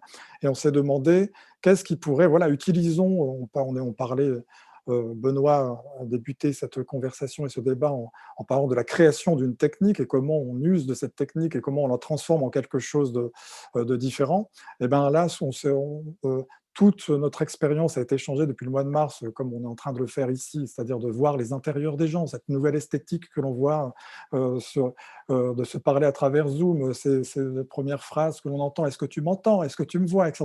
Il y a eu quelque chose qui s'est créé, vraiment d'assez nouveau, et à partir de Zoom ou d'autres plateformes de communication, on s'est dit qu'est-ce qu'on pourrait créer à partir de ce nouvel outil, en tout cas de cet outil qui s'est popularisé. Et donc, depuis novembre dernier, on a créé un format qui s'appelle Zoom Sur. On n'est pas allé chercher très loin pour faire le petit clin d'œil à cette plateforme. La volonté, c'était de faire quelque chose de simple, un atelier critique d'analyse de séquences, comme on aurait pu le faire en salle, mais là de manière très différente, puisque chaque intervenant ou intervenante partage son écran, nous propose une analyse de séquence. On propose ça donc tous les lundis à 18h30 et on a constaté un vrai succès. C'est en accès libre là pour le coup. Et c'est vraiment c'était utiliser en fait cet usage, cette technique pour proposer quelque chose de nouveau dans cette période. Les difficultés qu'on a rencontrées, les questions qui se posent quand on pense, on se dit c'est simple, on va faire ça, les gens sont chez eux, partagent leur écran, analysent et tout va bien. Bon, évidemment, c'est jamais aussi simple puisque j'en parlais, il y a toujours ce vertige, mais qui est aussi l'adrénaline, hein, ce vertige du direct, de la connexion, de la technique. Est-ce que moi là, pendant que vous me parliez, j'ai eu d'un seul coup une déconnexion, qui m'a donné quelques sueurs froides juste avant de parler. Donc il y a toujours quand même cet environnement qui peut être anxiogène, mais qui en fait la qualité. Et donc, de notre côté, on a essayé d'être pragmatique et d'améliorer semaine après semaine ce format qui est a priori très simple. Et par exemple, il y avait un lieu de diffusion, on en parlait, comment on peut diffuser ces analyses de séquences en direct. On a commencé par Facebook notamment, mais vous connaissez l'algorithme impitoyable de Facebook, dès qu'on passe une musique ou un extrait, quand bien même on pourrait en avoir les droits puisqu'on le diffuse en salle, ça coupe complètement, donc c'était un petit peu compliqué. Donc on s'est retrouvé à se dire, on reste dans notre salle, on crée une salle via l'application Zoom Pro pour le moment, et on s'est aperçu qu'il n'y avait aucune perte de public, au contraire, il y avait de plus en plus de public. On perd en notoriété, puisque quand on est sur Facebook, évidemment, les gens peuvent passer par là par hasard et se dire, tiens, qu'est-ce qui se passe ici? Quand on est sur Zoom uniquement, il faut vraiment faire la démarche de venir dans la salle, mais en même temps, c'est ce que l'on cherche aussi. On veut un public et répondre aux besoins d'un public qui s'est du coup élargi, évidemment, à la France entière, voire un petit peu à l'étranger. Donc voilà pour cette expérience, en tout cas, qui nous a fait également je veux dire, si on peut voir les choses de manière positive, le positionnement, en tout cas à 18h30, c'était avant le couvre-feu de 18h, mais on a vu un bond exponentiel de fréquentation avec la mise en place du couvre-feu de 18h, puisque 18h30 devient un horaire assez intéressant pour ça. C'est des analyses qui durent 1 heure, donc c'est parfait pour préparer, enfin pour l'apéro, pour faire d'autres voilà. Donc c'était enfin moi ce que j'en dirais avant de répondre peut-être aux questions, c'est vraiment voilà, on est allé de manière, j'allais dire pragmatique et en essayant de se concentrer sur la rouverture de la salle, de proposer petit à petit des choses comme ça et le vrai succès finalement, enfin en tout cas c'est cette chose qui, voilà, qui est toute simple, mais qui permet en tout cas de parler de cinéma de manière à la fois pédagogique, ludique et selon l'identité des intervenants, des intervenantes. Et voilà, tout ce que je peux dire en essayant d'être synthétique. Merci beaucoup, Fabien, pour la présentation de ces projets. Moi, je note qu'il y a vraiment la question de faire autre chose et finalement des potentialités que ça ouvre. Et peut-être aussi de l'importance du lieu, c'est-à-dire ces salles virtuelles qui, en fait, ne sont pas si virtuelles que ça. C'est des salles en distanciel, mais il n'y a pas de virtualité de la rencontre, en fait. Et voilà, donc merci pour tout ça. Je vous propose, on n'a pas eu de questions qui sont arrivées de nos auditeurs, mais je pense que c'est très dense. Donc, à mon avis, voilà, c'est pas du tout grave qu'on n'ait pas de questions. Je pense que vous avez des dialogues à opérer entre vous. Et j'aimerais bien, si vous en êtes d'accord, Pierre-Emmanuel Le Goff, peut-être recevoir, vous qui avez de l'expérience en fait avec beaucoup, comme vous l'avez mentionné au départ, avec beaucoup d'acteurs du domaine du cinéma, peut-être à l'aune de ce qui vient d'être dit, peut-être avez-vous des remarques, des ajouts, des compléments?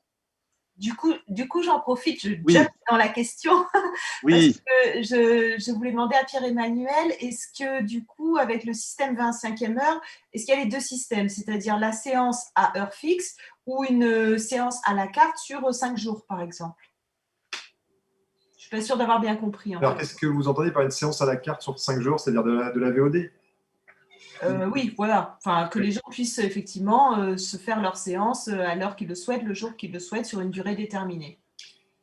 Alors, je dirais, d'une certaine manière, c'est déjà actif dans le sens où on peut créer autant de séances qu'on veut dans une journée et avec cette possibilité de se connecter jusqu'à une demi-heure de retard. Donc, en créant une séance toutes les heures et demie, on va dire, par exemple, donc on peut toujours se connecter à une séance qui viendra de commencer ou qui va commencer, on va dire. Donc, ça permet de faire du multi-séance et donc d'avoir une programmation accessible presque toute la journée. Maintenant, on a voulu un maximum rester sur ce principe de l'horaire fixe, notamment pour cette question de vivre en commun l'événement et puis surtout de pouvoir avoir un débat en direct ensuite, puisque la VOD ne le permet pas. Pour autant, suite à plusieurs demandes, notamment de l'Institut français d'Angleterre, de Londres, on est en train de mettre en place un dispositif qu'on a appelé la médiathèque, et qui va faire que chaque salle virtuelle va pouvoir bénéficier d'un espace dans lequel ils vont pouvoir mettre des contenus additionnels sous forme de vidéos. Donc, ça peut être des interviews de réalisateurs, par exemple, ou des making-of, etc. Ou sous forme de documents qui peuvent être des galeries photos, des dossiers pédagogiques, etc. Et donc aussi, finalement, de mettre de la VOD en accès gratuit ou payant. Et donc, ça, ce sera actif dans, théoriquement, je crois, la livraison doit être dans 15 jours, il me semble, pour donc l'IF de Londres et donc de facto pour l'ensemble des autres salles de cinéma virtuelles qui voudraient utiliser l'outil. Donc effectivement, mais on a tenu à ne pas le mettre trop en avant et vraiment à plus encapsuler, on va dire, la partie VOD dans la médiathèque, parce que, voilà, à l'instar de certains cinémas qui ont une DVD Tech ou des clés USB pour le cas des Utopia, par exemple, voilà, c'est une offre annexe, Mais pour nous, on veut être le plus proche quand même possible, en tout cas en affichage de ce que c'est qu'un cinéma, des horaires fixes et cette forme de contrainte mais qui, à mon sens, est une bonne contrainte, dans le sens où elle permet justement de partager l'événement en commun. Et d'ailleurs, c'est assez étonnant ce que vous avez raconté sur les gens qui avaient gardé cette tradition de la séance familiale du dimanche, et alors qu'ils avaient la possibilité d'accéder quand ils voulaient à la séance, on préférait finalement essayer de retrouver un moment commun comme ça. Et moi, je crois beaucoup à cette notion de séance, même quitte à faire de la multiséance, mais parce qu'il y a d'ailleurs un phénomène je sais plus, ils ont appelé ça l'effet Netflix ou quelque chose comme ça, mais que beaucoup de gens finalement prennent tellement de temps sur les plateformes de VOD à choisir leur film que finalement ils ne décident pas et puis ils décident par ne plus regarder de film. D'où l'importance du médiateur, de la curation, et nous on croit beaucoup à ça. Enfin, et Martin Scorsese le disait encore, je crois, il y a 2 jours dans un article, et dénonçait les plateformes en disant voilà, vous oubliez la nécessité du travail de curation. Donc oui, il n'y a pas de problème en tout cas. On peut le faire dans 15 jours, c'est actif, donc il y aura cette possibilité-là. Et Benoît, ouais, vous demandiez à réagir vous pouvez reformuler votre question, du coup je ne l'ai plus. Non, je voulais dire sur la question de l'augmentation de la séance, en fait, et notamment de la traduction, enfin, de la logique de réseau entre salles. J'aimerais peut-être que vous rajoutiez quelques éléments là-dessus, parce que je crois que là, on est vraiment sur des perspectives d'avenir et vous n'aviez pas eu le temps de le développer. Ouais, complètement. Peut-être là, à un moment donné, ça pourrait être pertinent de montrer le film qu'on a fait donc, lors du documentaire. Mais nous on estime qu'il y a un phénomène de numérisation du cinéma qui a été engagé il y a déjà plusieurs années avec l'arrivée du DCP sous forme de disque dur matérialisé, puis sous forme de fichiers qu'on peut télécharger finalement. Et donc, il y a une dématérialisation et une révolution du numérique qui, pour nous, finalement, est en cours aussi avec cette on va dire, apport de l'outil numérique et de la connexion et l'interconnexion des liens entre eux grâce au numérique. Pour nous, donc, je dis pas que c'est la fin de la révolution numérique, mais c'est un outil en plus qu'il est nécessaire d'utiliser, surtout pour permettre aux exploitants de salles et de lieux culturels en général d'aller investir le champ du numérique, là où des plateformes, notamment comme les GAFAM, comme les Amazon, Netflix, etc., se posent pas trop de questions pour aller sur le terrain des exploitants et décrocher quelques trophées du type Abel Gans, le Napoléon d'Abel Gans sur lequel Netflix met des financements en collaboration avec les cinémathèques françaises, etc. Mais la main sur des catalogues de films des classiques français.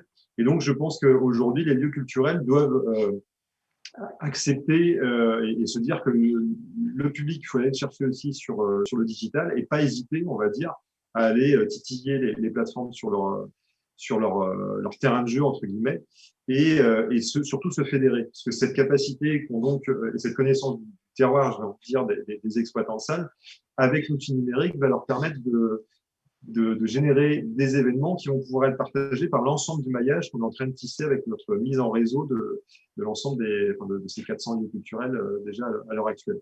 Et donc, c'est là où on pourra peut-être illustrer avec ce qu'on a mis en place avec le mois du documentaire. Mais on estime que ce qui fait aussi qu'un événement fonctionne en termes de remplissage, c'est donc la partie débat, cet échange, mais que là aussi, il y a une sorte de fracture entre des salles qui, depuis qu'elles existent, n'ont quasiment jamais accès à des réalisateurs pour des questions finalement d'opportunités financières pour le distributeur, pour le producteur aussi, qui vont se dire, si mon réalisateur doit faire 5 heures de train, aller puis retour pour aller remplir potentiellement une salle de 120 places à l'autre bout de la France, je vais préférer ne pas le faire et envoyer Montréal à 1h30 de Paris dans une salle de 500 places dans un multiplex. Ce qu'on peut comprendre. Et nous, ce qu'on explique, c'est qu'en mettant en réseau l'ensemble de ces lieux culturels, en particulier les salles art et essai, elles vont pouvoir agréger leurs spectateurs à chacun et finalement créer des communautés de spectateurs qui vont représenter des jauges de plusieurs milliers de spectateurs et donc inciter à faire se déplacer des réalisateurs. Je pense pas au réseau Cinéphare en Bretagne. On fait se déplacer un réalisateur à Guichin et en même temps, sur cette séance, on agrège 10, 15 salles du réseau et finalement, on va devenir de nouveau attractif et faire comment dire, de manière solidaire, réussir à régénérer de l'attractivité face notamment au multiplex et face surtout à une offre qui n'existe pas encore sur Amazon ou Netflix. Et donc, cet échange se partage avec peut-être même des acteurs locaux qui vont être présents. Je pense à, je sais pas, un film de Marie-Monique Robin. Régulièrement, il y a l'association locale qui va être présente aussi. Et donc, ça, fort heureusement, les plateformes aujourd'hui ne travaillent pas sur un maillage et une implantation territoriale aussi fine. Et rien ne peut le remplacer. Donc, moi je dis simplement, le réseau des salles de cinéma AVC en France est beaucoup plus puissant en réalité que Amazon ou Netflix, qui de toutes les manières sont une sorte de verticalité et d'arrosage par des grosses machines de guerre, on va dire, avec finalement un point de vue d'auteur qui est quand même extrêmement lissé. Et je dis aux salles, mais fédérez-vous avec notre outil ou d'autres, mais pour faire en sorte d'avoir finalement une réplique à ça. Et malheureusement, ce que j'estimais être dans un futur proche, à savoir que Netflix, à mon sens, allait pouvoir mettre la main sur des exploitants en difficulté. Mais il s'avère que c'est pas venu de Netflix le coup de grâce, mais il est en train de venir a priori d'Amazon, puisque ils sont en train peut-être de mettre la main sur le plus gros réseau mondial, c'est-à-dire AMC. Donc là, c'est un énorme coup de semonce. Et évidemment, ils ont tous compris que l'expérience du cinéma est indépassable. Elle doit se faire dans une salle de cinéma pour être vécue à sa juste valeur. Et les plateformes sont en train, effectivement, d'aller sur ce champ-là et d'acheter des salles de cinéma. Donc, il faut répliquer vite, répliquer fort. Et pour répliquer fort, il faut s'unir. Et pour s'unir, il suffit d'utiliser Internet, entre guillemets. Ça paraît évident, il me semble, maintenant, avec la vidéo qu'on va vous montrer. Fédérer ces salles pour partager notamment des événements ouvre un champ des possibles qui est énorme et qui, à notre sens, a un pouvoir d'impact et de remplissage de salles qui est colossal et il faut répliquer. Vous l'avez déjà testé, du coup? Oui, on va montrer peut-être la vidéo. Enfin, si on a le temps, Benoît. Non, Pierre-Emmanuel, on va être un peu juste là pour montrer. Alors, je résume vite. Voilà. Donc, dans le cadre de l'ouverture du mois du documentaire, entre les deux confinements, dès qu'on a pu, donc on a essayé de mettre en place ce qu'on avait prévu à la base, c'est-à-dire de l'hybride. Donc, on a fait l'ouverture du mois du documentaire avec un film qui s'appelle Overseas, produit par les films de l'œil sauvage et réalisé par Sung Ha. Et ce film était projeté en présentiel à, je pense, 17h, parce qu'il y avait déjà le couvre-feu, à 20h en l'occurrence, le couvre-feu. Donc, à 17h, on a projeté le film à Beaubourg, dans l'une des salles de cinéma de Beaubourg. Il y avait à peu près 80 personnes. 80 personnes étaient connectées dans la salle virtuelle de Beaubourg sur la région Île-de-France, à peu près l'équivalent. Et l'événement a été filmé par nos équipes, rediffusé dans des salles de cinéma en France, dans des médiathèques, au Frénois et dans 5 autres salles en France, donc diffusé sur les écrans. La salle, c'est-à-dire le film était projeté via le master et ensuite la rencontre était rediffusée sur l'écran de la salle de cinéma et rediffusée aussi dans les salles virtuelles de ces salles et à l'étranger dans 5 instituts français, à Dubaï, Alger, Maroc, etc. Et donc, chaque lieu avait à chaque fois sa salle plus sa salle virtuelle et tout le monde était interconnecté au même débat qui avait lieu en présentiel et tous les lieux pouvaient poser leurs questions en visio. Enfin, le directeur de l'Institut français du Maroc prenait la parole pour l'un de ses spectateurs qui avait demandé à poser une question qui remontait du coup à Sung Ha et qui répondait donc à tous ces publics qui, à même niveau, entre guillemets, avaient le droit à la parole et leur poser des questions. Donc, on a fait une sorte de multiplex, à la fois en salle présentielle et en virtuel, dans 10 lieux en simultané. Et ça a très bien marché. Mais c'est exactement ce qu'il me faut pour la fête du court-métrage. Je ne savais pas que ça existait. Si on l'a fait qu'une fois, mais nous c'est vraiment ça qu'on veut mettre en place. Et donc, ça veut dire que n'importe quel événement dans n'importe quelle salle de notre réseau peut être partagé par autant de salles de cinéma qui le souhaitent. Mais c'est génial. Finalement, c'est révolutionnaire et en même temps, moi, il me semble que ça semble une évidence en réalité. Là, moi, je suis pile là-dedans. C'est-à-dire, j'ai la super invitée, j'ai la salle de cinéma, j'ai le réseau pro, il y a le réseau Cinéphare. Voilà. Il y a les spectateurs, mais voilà. Voilà la solution, ouais. Ah ouais. Et ça va au-delà de ça, c'est que ça nous permet de faire des événements qui sont au-delà des frontières. Aujourd'hui, on a tissé un maillage on a une franchise, on va dire, qui est en Suisse. On va s'ouvrir au Maroc, à Tunisie et à l'Égypte. On va s'ouvrir en Suède. On a ouvert une salle virtuelle à l'ambassade de France à New York. Et donc, on peut faire des événements qui ont lieu en simultané dans différents territoires. Et on peut même imaginer, là, sur les ciné-clubs des Cahiers du cinéma, par exemple, l'idée, c'est au mois d'avril de le faire avec l'ambassade de France à New York, peut-être la Columbia University, d'avoir des invités de chaque côté et donc d'avoir des points de vue justement qui vont qui vont être du point de vue des États-Unis, la nouvelle vague vue des universitaires de New York, et puis des critiques du cinéma décalé. Et ça ouvre un champ intéressant aussi pour les cahiers du cinéma, puisqu'ils vont pouvoir aller chercher d'autres lecteurs sur le territoire américain. Et donc, on s'ouvre un champ qui est énorme, et on peut imaginer Martin Scorsese, puisqu'on essaie de monter un partenariat avec l'ESAV, l'école de cinéma de Marrakech. Martin Scorsese est parrain, donc il fait des masterclass régulièrement à l'ESAV. Là, on peut très bien imaginer que cette masterclass va être diffusée au Forum des images, au TNB, et puis à l'INSAS en Belgique en simultané, et chacun va pouvoir poser des questions, ou depuis ses lieux de diffusion présentiels, ou depuis chez lui, avec la salle virtuelle. Donc, à un moment donné, le champ des possibles. Et on peut traduire aussi, on peut recevoir un réalisateur russe qui va être traduit en simultané, en français, en anglais, voire avec de la vélotypie ou être signé en langage des signes. Fantastique. Moi, je suis carrément preneuse. Alors, pour l'instant, la Russie, tout ça, je ne sais pas, mais la Bretagne, ça pourrait bien pour... mais je ne sais pas si c'est... appelons-nous pour en parler, parce que là, c'est pour mars, mais moi, je suis carrément partante. J'ai tout ce qu'il faut. C'est vraiment, merci, parce que c'est vraiment l'approfondissement de la rencontre et du réseau, et finalement de l'échange humain, ce que vous décrivez de façon très concrète. Je voudrais d'ailleurs passer un message, comme je sais qu'il y a des professionnels qui nous écoutent. Si vous voulez rentrer en contact avec tel ou tel des intervenants à cette table ronde, écrivez à l'adresse générique de Clair Obscur, que vous trouvez sur le site de Clair Obscur, et on pourra vous mettre en contact. Voilà.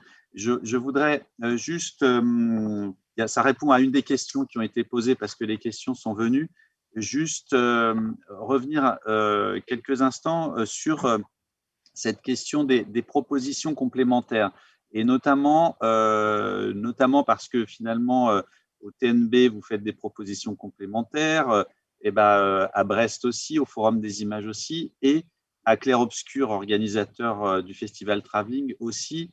Et j'aimerais bien, Marine, parce que cette rencontre, elle est aussi dans le cadre de toutes les propositions du Clair Obscur, du Festival Travelling.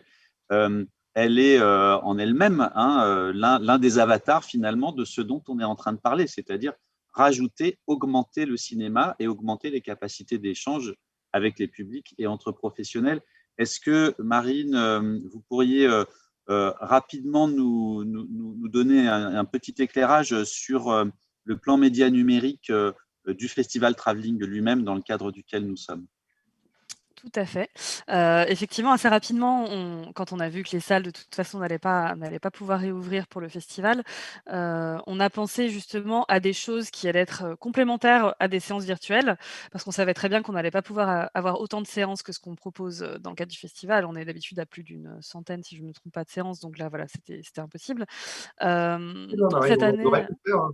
Ouais, mais nous, de notre côté, vous, peut-être de votre côté, c'était possible, mais de notre côté, c'était compliqué d'y penser. Et puis surtout, on n'avait pas forcément envie de proposer justement uniquement ce genre de choses. On voulait aussi leur proposer à notre public des choses un peu complémentaires. Notamment, on a mis en place une série de podcasts où on donnait la parole aux intervenants du festival sur la Nouvelle-Orléans vue par, ça s'appelle comme ça. Donc voilà, un podcast de 8 minutes, je crois, par épisode.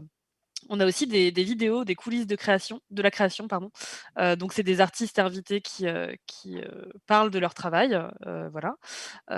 Donc j'ai déjà parlé, mais des conférences et des rencontres en ligne qu'on met en place. On a aussi travaillé avec des partenaires avec lesquels on travaille aussi d'habitude, Benchy notamment. Donc en fait, il y a des sélections de films qu'on a faites qui vont être mises en ligne aussi sur Benchy. On a aussi nos partenaires, on va dire plus classiques, qui sont aussi les chaînes de télévision, donc TVRN et Arte. Il y a aussi des choses qui sont mises en place avec elles. Donc voilà, on s'est dit, il faut qu'on réussisse à sortir de la salle, à proposer des choses en complément de ces séances-là, tout en gardant quand même cet aspect visionnement à plusieurs, mais pas vraiment ensemble, mais grâce à la 25e heure. Voilà.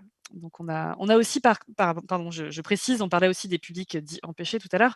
On a aussi une proposition en partenariat avec les médiathèques de Rennes Métropole, donc qui ont aussi une plateforme VOD qui est accessible donc en ligne. Et donc, en fait, là, ils vont éditorialiser leur sélection avec Travelling, mais du coup, à la fin du festival. Et donc, cette plateforme est gratuite pour tous ceux qui ont une carte de médiathèque, en fait.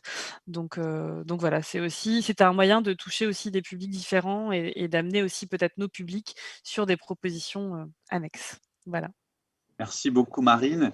Stéphanie, je voudrais donner la parole à Stéphanie Jaunet et Fabien Gaffet parce qu'on arrive bientôt à l'issue de cette rencontre et je sais que Stéphanie, vous avez un rendez-vous très important juste après. Est-ce que sur tout ce qui a été dit, par rapport à ce que vous nous avez présenté au départ, vous auriez quelque chose une remarque C'est juste pour souligner le côté complémentarité et comme le disait tout à l'heure Fabien, c'est vraiment apporter quelque chose de plus et on ne peut pas remplacer ce qu'on faisait par autre chose en fait. C'est pour ça que toutes les séances de travelling ne peuvent pas avoir lieu non plus en ligne parce que ce n'est pas l'objectif de copier-coller ce qu'on fait en live en fait, ce qu'on ferait sur les plateformes. Voilà. Mais c'est vrai que c'est des outils dont il faut s'emparer et puis chacun à sa mesure avec ses moyens. Et surtout de diffuser les possibles, en fait, pour qu'on puisse effectivement s'emparer des moyens techniques qui s'offrent à nous. Voilà.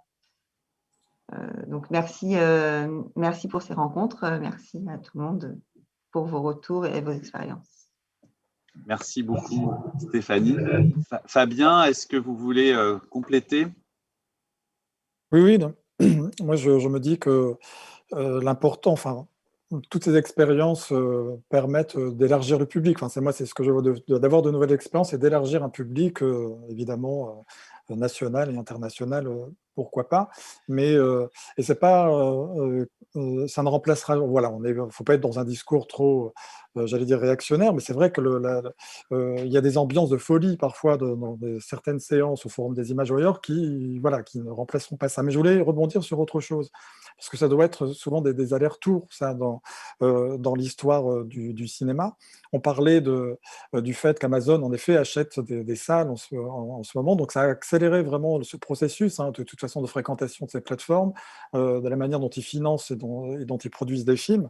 Mais c'est un changement c'est un remplacement des grands studios qu'on a pu connaître dans les années 20, 30, etc., qui possédaient leur parc de salles, et là, c'est les nouveaux grands studios, Amazon, Disney, etc., qui recomposent un petit peu l'économie du cinéma. Mais moi, le retour qu'on pourrait avoir, c'est-à-dire aussi ne pas forcément être dans une position en tout cas systématique de camp l'un contre l'autre, les GAFA et les salles art et essai. Évidemment, il faut avant tout défendre les salles art et essai, mais c'est aussi comment on travaille avec Netflix, comment on travaille avec Amazon. Ce que je veux dire, c'est moi, j'aimerais pouvoir à un moment projeter le Mank de David Fincher ou le Irishman de Scorsese, c'est-à-dire comment nous, on va faire le chemin inverse, on va vers le en ligne, mais comment on ramène aussi ces films en salle, pour les voir en salle, et ça, c'est vraiment l'un des combats qu'on peut mener, d'autant que, et je peux terminer sur ça, c'est ce qui est d'étrange, si vous constatez un petit peu les productions Netflix de ces grands auteurs, qui à chaque fois, c'est le film que les autres n'ont pas produit, et que enfin Netflix peut mettre, et que d'ailleurs, parfois, il devrait, notamment pour Irishman, avoir un producteur un peu plus, de couper un petit peu parfois. Mais ce que je veux dire, c'est que ce sont que des films, étrangement, et c'est là où Netflix est à la fois retors et peut-être diabolique, c'est-à-dire que ce sont que des films qui travaillent l'éloge du cinéma. Enfin, vous regardez Roma, vous regardez Irishman, vous regardez Mank, c'est un éloge absolu du cinéma, mais de manière très funèbre. C'est-à-dire qu'on célèbre quasiment la mise à mort du cinéma à travers ces films, en tout cas de manière parfois nostalgique, etc. Donc, ramenons aussi les films produits par ces plateformes dans les salles avec un public, pour boucler la boucle. Voilà. Alors, je vais me permettre de faire une rapide conclusion. Si vous n'y voyez pas d'inconvénient, il y a un certain nombre de questions qui ont été posées. On ne peut pas répondre à tout. Par rapport à ce que vous venez de dire, Fabien, je crois, et ce qui a été dit aussi par Stéphanie Jaunet, je crois que précisément, le cinéma, il se réinvente. Et c'est aussi ça qui est dans vos objectifs, Fabienne, d'un festival, c'est justement donner la place à des nouveaux. Peut-être que justement, il y a aussi un cinéma qui se réinvente. il y a peut-être certains qui enterrent l'ancien, et puis il y en a peut-être un nouveau qui naît aussi, hein, me semble-t-il. En tout cas, je voulais vous remercier, et je crois que l'idée, enfin une idée force, je crois, qui a traversé vos échanges, c'est la valeur de la rencontre, et finalement toutes les possibilités de fabriquer de la rencontre autrement, quitte à réinventer très en profondeur les fonctions mêmes des lieux, et puis les fonctions mêmes de la chaîne entre la production et la diffusion. Et ça, je crois qu'on est sur des changements très forts. Et comme vous le disiez aussi, finalement, les grandes plateformes, comme vous le disiez très bien, Pierre-Emmanuel, elles sont aussi dans une logique verticale. Et là, on a la chance d'avoir en France un réseau, en effet, très puissant qui à mon avis, peut se réinventer grâce à tout ça. Et il me semble, pour reboucler sur ma petite introduction, que précisément le cinéma, c'est le lieu du débat, de la parole, du partage de la parole, et que c'est là que ça se passe, en fait, la rencontre. C'est là que ça construit, en fait, pour chacun et pour la cité. Et il se trouve qu'en France, c'est pas pour faire un jeu de mots, mais cette question du débat public et eh bien, c'est l'héritage des Lumières, hein, c'est l'héritage du siècle des Lumières, le débat contradictoire, finalement, qui est quand même un espace difficile à avoir aujourd'hui, pour tout un tas de raisons. Je crois que justement, dans les salles de cinéma et en lien avec le patrimoine et peut-être à des nouvelles productions, eh bien, il peut y avoir à nouveau de la rencontre, c'est-à-dire de la confrontation d'idées, du débat contradictoire, et donc enrichissant autour des œuvres, des professionnels, des publics, et peut-être dans des perméabilités nouvelles dans tout ça. Voilà, pour dire une petite conclusion. Et puis simplement, c'était l'anecdote, le siècle des Lumières, les frères Lumière. Voilà. Merci beaucoup. À toi peut-être, Marine, de donner le vrai mot de la fin. Eh bien, je n'y avais pas pensé, mais merci beaucoup en tout cas pour déjà ce mot de la fin. Je voulais remercier déjà toutes les intervenantes et les intervenants de cette rencontre. Vous dire que donc cette rencontre, elle sera disponible ensuite en ligne sur le site de Clair Obscur. Vous pouvez retrouver tout cela et bien d'autres rencontres du coup, parce que donc il y en a déjà eu, il y en a encore qui vont se passer, et retrouver aussi toute la programmation sur notre site. Voilà, si vous voulez continuer l'expérience travelling chez vous. Ouais, Merci beaucoup. si je peux me permettre, j'avais une toute petite anecdote qui, pour moi, est révélatrice et intéressante. Elle prend une minute. C'est donc Stéphane Goudet qui a organisé plusieurs séances rencontres, et à l'issue d'une d'entre elles, il reçoit un message d'un habitant de Montreuil qui avait autour de 22 ans, je crois, et qui lui dit voilà, j'ai assisté à cette séance débat, je crois, autour du film Cuban Network d'Olivier Assayas. Je trouvais ça formidable. Mais en fait, je voudrais savoir quelle est l'adresse de votre cinéma à Montreuil.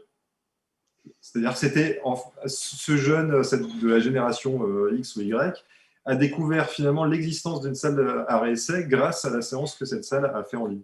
Ça, pour moi, c'est vraiment important, parce que ça montre qu'en allant chercher le public là où il est, c'est-à-dire en consommateur de films en ligne, il va à un moment donné pouvoir revenir vers le réel, et puisqu'il aura, j'espère, bien fait le distinguo entre la valeur de ce que c'est que voir un film dans une salle de cinéma et d'aller vraiment à la rencontre en physique du réalisateur, on peut le ramener voilà, avant qu'il ne soit trop tard, et c'est pas qu'il prenne des mauvaises habitudes. Il y a des très bonnes choses aussi sur les plateformes, évidemment, mais cette offre de rencontres et de débats, je pense que le meilleur lieu, c'est évidemment la salle.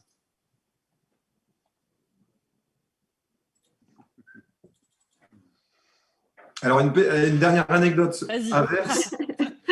Vous me laissez le temps. Dans le cadre de la Nuit européenne du cinéma, on a fait une séance à Londres, justement. Et la jauge était pleine, donc il y a quelqu'un qui n'a pas pu rentrer. Cette personne nous a envoyé un email disant voilà, je suis embêté, mais je regarde plein de films sur mon iPad, je voulais assister à cette séance et je ne comprends pas pourquoi je n'ai pas pu rentrer. Donc on lui explique voilà, vous ne pouviez pas rentrer, il y avait 500 personnes maximum sur cette séance. Et nous répond et nous dit ouais, c'est vraiment dommage, parce que vraiment, je suis empêché moi d'aller au cinéma depuis quelques années, parce que j'y allais quasiment toutes les semaines, mais aujourd'hui j'ai 92 ans, donc je ne peux plus aller en salle et je regarde des films sur mon iPad.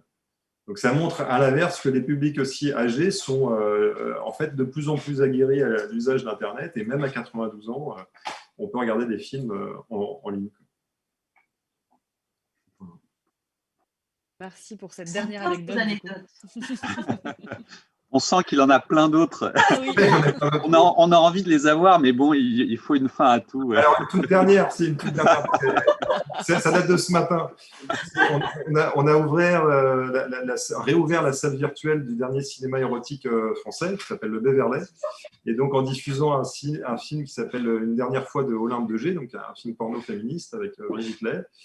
Et aujourd'hui, ce matin, on a eu une demande d'un cinéma qui vient de se mettre sur notre dispositif et qui nous demande de diffuser le film une dernière fois. Donc, ça veut dire un cinéma traditionnel va peut-être diffuser un film porno féministe. Voilà. Donc, ça rebat un peu les Une salle off, quoi. Il crée une salle off, mais pas vraiment. je ne sais pas s'il va demander de faire une sorte de salle, effectivement, un peu plus underground. C'est bien pour les structures qui demandent des subventions, tout ça, comment avoir des recettes, mais en même temps faire ça un peu. Non, Ouais. c'est pas mal. Voilà. Merci beaucoup. Et merci aussi beaucoup au public qui nous a suivis, en tout cas sur Facebook. Donc j'ai vu qu'il y avait des étudiants qui étaient là. Il y avait la Cinémathèque de Bretagne. Voilà, il y avait pas mal de monde qui nous suivait. Donc merci. N'hésitez pas, donc comme le disait tout à l'heure Benoît, si vous avez d'autres questions complémentaires, notamment celles auxquelles on n'a pas pu répondre, mais n'hésitez pas à nous envoyer un petit message et on transmettra aux personnes concernées ou voilà. On fera passer le message. Merci beaucoup à tous. Merci. Et bon festival à vous. Oui, bon festival. Oui, bon festival. Merci. Merci. À bientôt. Merci. À bientôt. Un peu.